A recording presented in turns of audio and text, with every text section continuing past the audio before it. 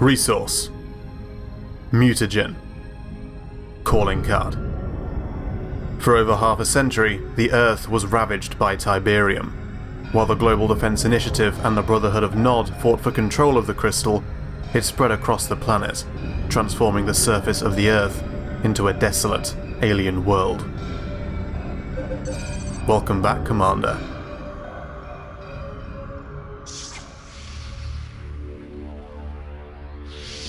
In 1995, a meteorite crashed into Italy.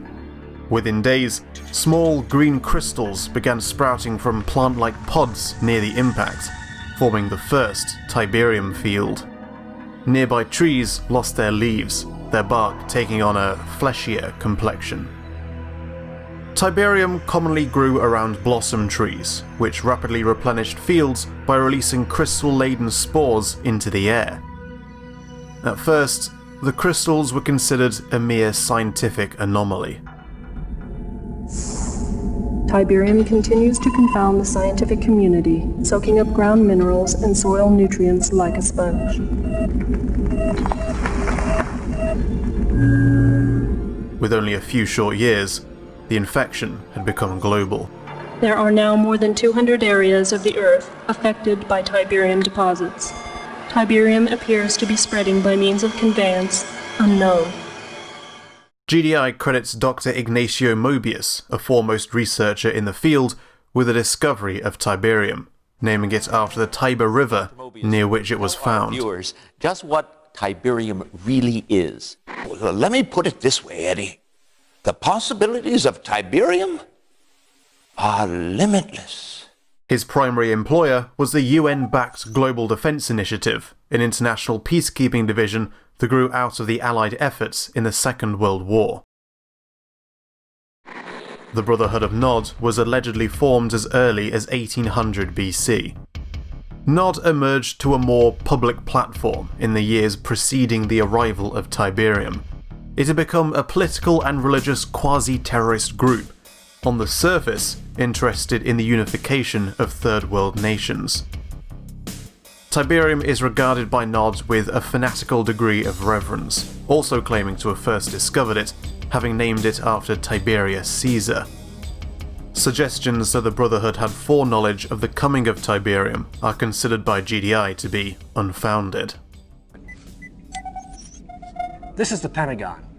A full frontal attack with your strongest forces should render their military center of operation.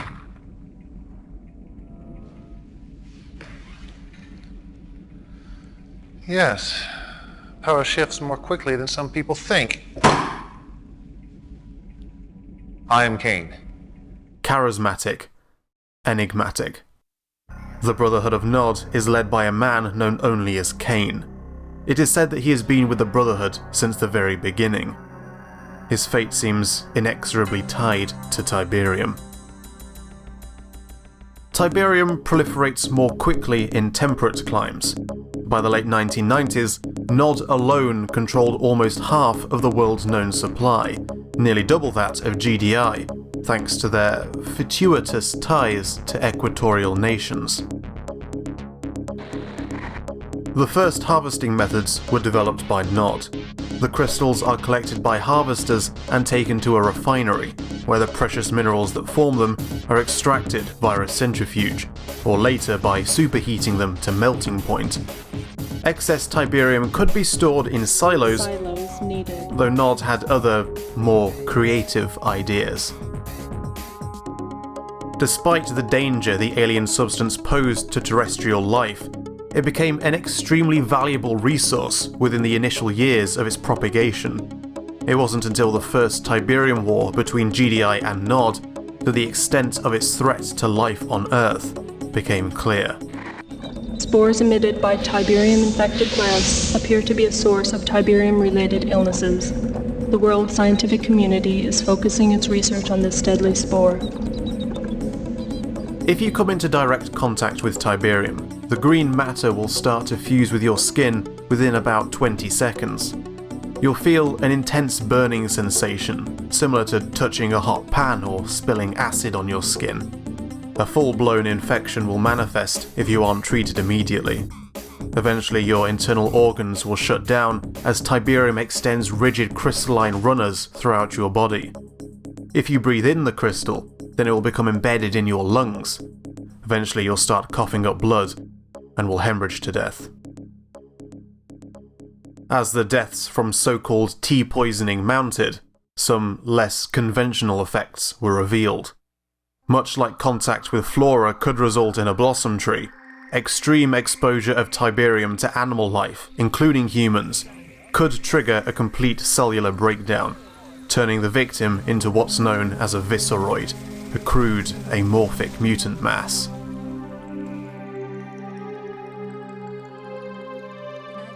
Spokesmen have confirmed that massive destruction to the alleged Sarajevo headquarters. After more than 3 years of conflict, the first Tiberium War was won by GDI, following an orbital ion cannon strike on the Temple of Nod at Sarajevo, and the apparent death of Kane.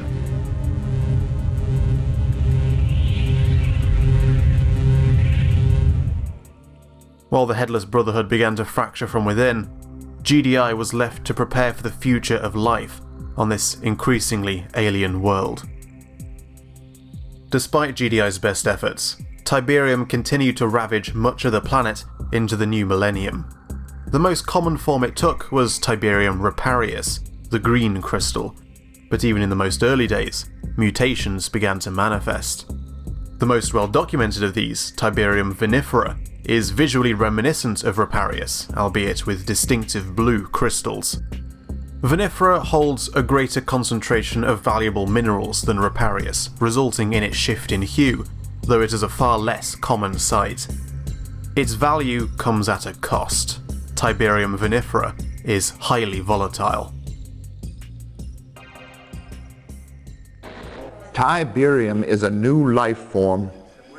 Quite simply put, it seems to be adapting the Earth's terrain, foliage, and environment to suit its own alien nature. Though there is little evidence as to whether Tiberium itself can truly be considered alive, Tiberium-based life forms became more and more common during the early 21st century. Mutant plant life continued to develop, and harvestable moss and sludge began to spread, and algae clogged waterways, carrying the crystal with it. Otherworldly Tiberium-based veins crept over the Earth, spreading forth from horrific vein holes. These veins were sighted during the latter part of the First War, but in the following decades grew worldwide with alarming alacrity. When agitated, the veinhole monster was known to release clouds of corrosive Tiberium gases. Heavily infected areas commonly played host to Tiberium fiends, vicious canine beasts the size of a small horse. Territorial and highly aggressive, the presence of a pack generally emptied nearby human settlements. There were reports of other unknown life forms around this time, but given how many lives went missing without known cause since the arrival of Tiberium, such ghost stories were not unheard of. By the 2020s, the Earth had been transformed. While humanity clung to life in the less afflicted areas, relocating displaced civilian populations to the Tiberium-free higher latitudes, much of the world had been overrun by the alien crystal. Even the atmosphere was saturated, choking on alien gases. Destructive ion storms flashed across the skies. With the vast majority of people still living in Tiberium zones, even human life was changed by its mutagenic properties. Although prolonged exposure to Tiberium remained fatal for most, the unlucky ones who survived found crystals growing on their bodies, slowly eating them from the inside out. Stronger than most humans during the earlier stages of the infection, these mutants were able to thrive in even the most inhospitable zones, living alongside and even training wild Tiberium fiends. Eventually, they would become almost dependent on Tiberium. Ostracized by the human race for their irreversible Tiberium poisoning, they formed an independent faction called the Forgotten, a nomadic tribe led by a researcher named Tratos, first known keeper of the Tacitus. He was acquired by Nod, and the Tacitus along with him.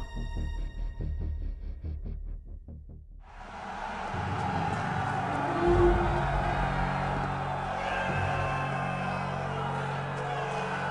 In the name of Kane! In the name of Kane! In the name of Kane! Kane lives! Somehow, Kane had survived the ion cannon strike, though the blast had left him horribly scarred. He spent much of the Second Tiberium War guiding the Brotherhood from the Nod Pyramid headquarters in Cairo, using real-time video manipulation to mask his disfigurement. The first missiles landed here, starting some sort of chain reaction. The Earth is reformatting at the atomic level into pure toxic Tiberium. No one has ever seen anything like it. The chemical missiles that crippled Europe in 2030 were sourced from Tiberium veins, but they were only a precursor. Nod intended to achieve what they called divination, the next stage of human evolution. Kane's world-altering missile was a warhead of concentrated Tiberium, built to force this evolution by covering the planet completely, making the Earth inhabitable only to Tiberium-based life. At the close of the war, the Nod Pyramid was besieged by GDI, and Kane was killed by Commander McNeil, preventing the firing of the missile, and Kane's true goal. Of course, Kane is not an easy man to kill.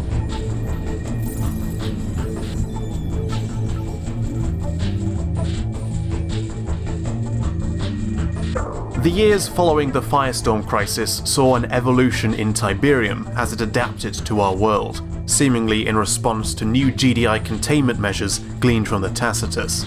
The crystals outgrew the plant-like pods from which they once spawned, and blossom trees withered and died, their purpose of early-stage propagation fulfilled. Tiberium had changed. This new strain, described as a self-replicating proton lattice, turned nearby material into more of itself, producing alpha, beta, gamma, and exotic radiation in the process. No longer restricted to just leaching minerals from the ground, Tiberium could now grow on anything, from anything.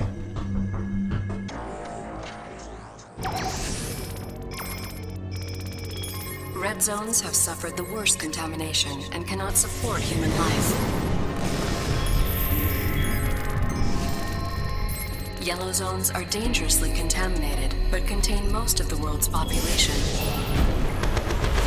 Decades of war and civil unrest have left these regions in a state of social collapse. The remainder of the Earth's surface is unscarred by Tiberium outbreak.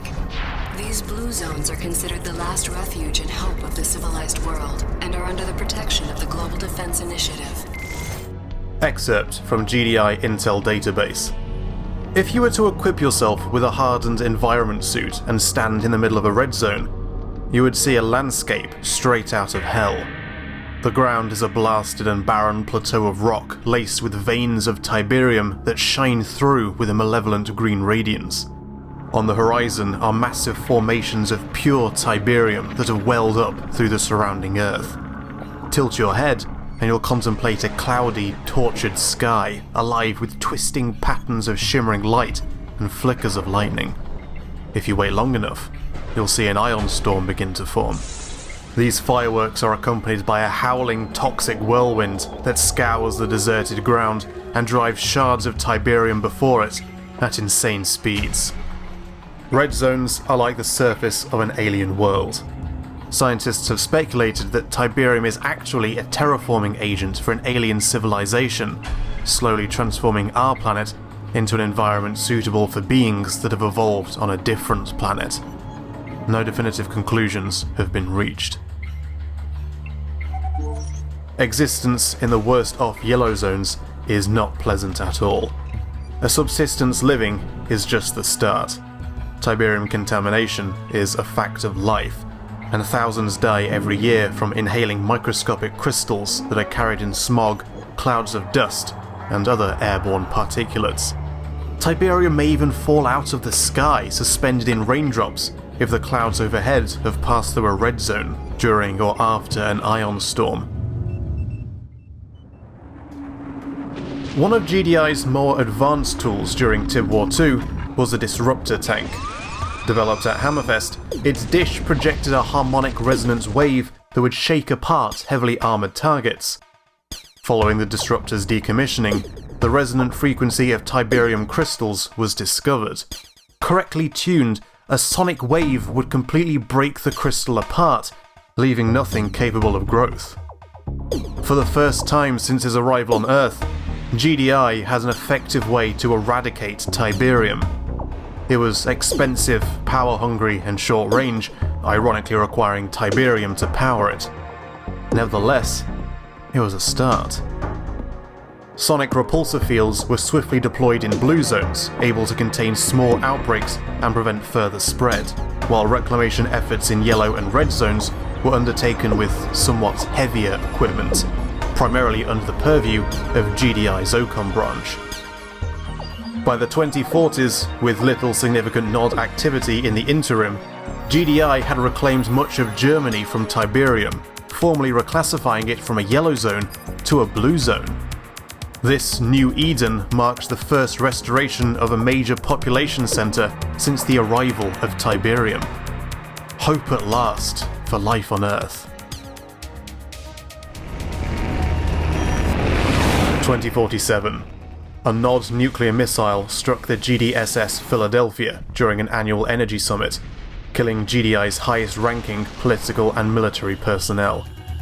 GDI, predictably, retaliated, bringing its full might to bear against Nod and pushing the Brotherhood back, once again, to the Sarajevo Temple Prime. In a fateful repeat of events some 50 years ago, GDI fired the ion cannon upon the Temple of Nod. Are you rolling? Okay. I'm outside Temple Prime and the news here is terrible. Kane's plan has failed. We can see GDI soldiers stealing our Tiberian weapon, and just hours ago there was a raid on the temple. We heard shots fired. So far there has been no sign of Kane. We fear that he may still be trapped inside the temple. I'm getting word right now that GDI is...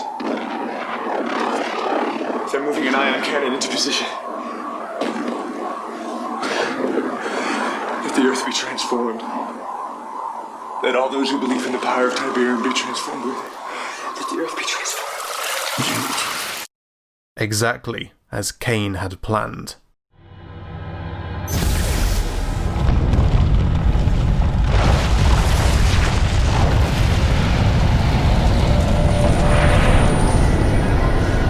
The strike detonated a liquid Tiberium bomb beneath Temple Prime, fulfilling the purpose of the world-altering missile. Across the gulf of space, the fallout attracted the attention of Envious Eyes. The Skrin. Little is known about the invaders other than their obsession with, if not outright dependence on, Tiberium, what they call Ichor, the blood of the gods. While their planet-side forces varied in shape, they all seemed biomechanical in nature. Part exotic metal, part organic matter. The invaders required a constant supply of Tiberium-based radiation to function. This was provided by a relay node capable of planet-wide range, which had been constructed on the bank of what once was the Tiber River, Ground Zero. The severance of this radiation precipitates the immediate death of all linked Skrin forces. It is possible the Skrin are reliant on Tiberium the way terrestrial life needs oxygen for cellular respiration. They literally can't live without it. Taking into consideration the way living Skrin tissue is susceptible to Tiberium mutation in much the same way as humans, it does beg the question, were they always like this? Analysis of captured alien technology indicates the probability that the Skrin are responsible for the seeding of Tiberium on Earth by way of the meteor strike of 1995. Inops posit that the Skrin seed planets with Tiberium in this manner, then wait as the planet is terraformed. Given the efficacy of blossom trees at spreading crystal spores, it may be that inhabited planets are preferable targets. Once the infected planet presumably reaches terminal capacity, as indicated by a liquid Tiberium detonation, Skrin forces descend upon the planet, wipe out any remaining indigenous lifeforms, and then harvest. The Earth proved herself a challenge for which the invaders, a contingent of collectors and not conquerors, were ill prepared. The Third Tiberium War came to a close in the Italian Red Zone, at the site of a now impervious alien tower. Construction of 19 such towers was started in red zones around the world, but thanks to nod interference, assembly of Threshold 19 was completed, and the remaining Skrin forces escaped the Earth through it as GDI assaulted the relay node. Along with being an interstellar gateway, a threshold is capable of drawing enormous quantities of Tiberium from the planet's crust for transmission to something they call the I-Core hub. The damage this process would cause to a planet's surface is unknown. After the retreat of the Skrin, Threshold 19 seemingly went dormant. Of course, gates can be opened from either direction. Since the arrival of Tiberium 57 years ago, humanity has fought for its very right to existence on this planet. Nod has once again slunk back to the shadows, and Kane is missing, presumed at large. Between the Skrin invasion and the destruction of Temple Prime, nearly half of the planet is classified as heavily contaminated and unable to support terrestrial life. Perhaps it placed sanctuary to the Forgotten in their self-imposed exile. Perhaps they build their cities in the ruins of ours, safe from our fear of their lifeblood. We will meet again one day as we work to reclaim the planet, an effort to which GDI hopes the Forgotten will be understanding. Tiberium has become a fact of life. The planet may never be free of it, for despite its nature, Tiberium is a resource, the most valuable resource on Earth. My name is Stefan. Thank you so much for watching. Nod's leader, a charismatic man we know only as Kane, has not been seen in years and is rumored to be dead, killed during the final days of the Second Tiberium War.